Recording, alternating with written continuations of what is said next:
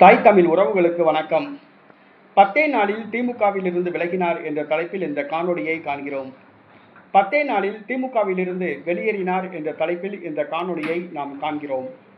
தமிழக வெற்றி கழக தலைவர் நடிகர் விஜய், இவருடைய முன்னாள் மேனேஜர் பிடி செல்வகுமார், இவர் நடிகர் விஜய்க்கு எதிராக சமூக வலைதளங்களில் கருத்துக்களை பதிவிட்டு வந்தார், பரபரப்பை ஏற்படுத்தினார்.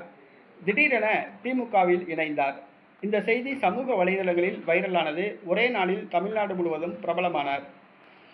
இவர் வருகிற சட்டசபை தேர்தலில் போட்டியிட விருப்ப மனு கொடுத்திருந்தார்.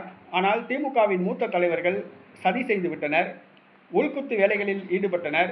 செல்வகுமாருக்கு சீட் கிடைக்கவில்லை. இந்த சூழ்நிலையில் அவர் திமுகவில் இருந்து விலக முடிவு செய்துள்ளார். இதனை இன்று அறிவித்தார். தனக்கு மூத்த தலைவர்கள் சதி செய்து விட்டதாக தெரிவித்துள்ளார்.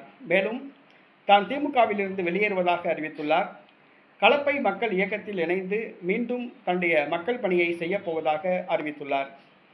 விஜயுடைய மேனேஜர் திமுகவில் இணைந்தார் என்று கருத்துக்கள் சமூக வலைதளங்களில் வைரலாகி பரபரப்பை ஏற்படுத்தின.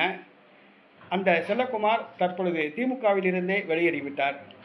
நடிகர் விஜயிடம் மன்னிப்பு கேட்டு தமிழக வெற்றி கழகத்தில் இணைவாரா அல்லது வேறு ஏதாவது கட்சியில் சேர்வாரா என்பது தெரியவில்லை. தற்பொழுது கலப்பை மக்கள் இயக்கம் சார்பாக மக்கள் பணி செய்ய போவதாக அறிவித்துள்ளார்.